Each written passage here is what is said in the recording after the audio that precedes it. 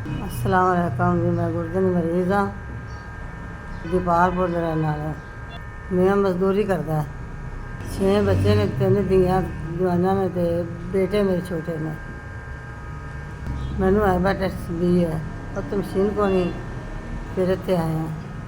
साढ़े कोल पैसे नहीं है, मैं डायलिसिस करवाउण आया। साढ़े कोल पैसे सन, असीं किराया कुराया करते ते इत्थे लाहौर आ गए। मैं गुर्दे की मरीज़ हाँ, गुर्दे वाश कराने वास्ते साढ़े कोल पैसे नहीं है। उत्थे मशीन को नहीं है, इत्थे पैसे को नहीं है। साडी मदद करो। मेरी तबीयत ज़्यादा खराब हो गई, इस वेले गुर्दे वाश कराने आ गए। साढ़े कोल देने वास्ते कुछ नहीं। मैं मरीज़ औरत हाँ, मैं दुआ करा दी, मेरी मदद करो। मैं मजदूर आदमी है, बच्चियां जवाना ने, असीं इन्ने जोगे नहीं, असीं गुर्दे वाश करा दईए। तुहाडी मेहरबानी, साडी मदद करो।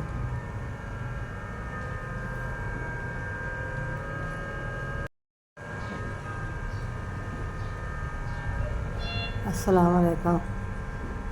सुख सुकून दे दे अल्लाह ताला, तुहानूं बहुता दे दे। अल्लाह ताला तरक्कियां कामयाब करे। अल्लाह दरियादे हिस्सा कबूल करे। उन्हें 5000 रुपया दे के मेरी मदद की है।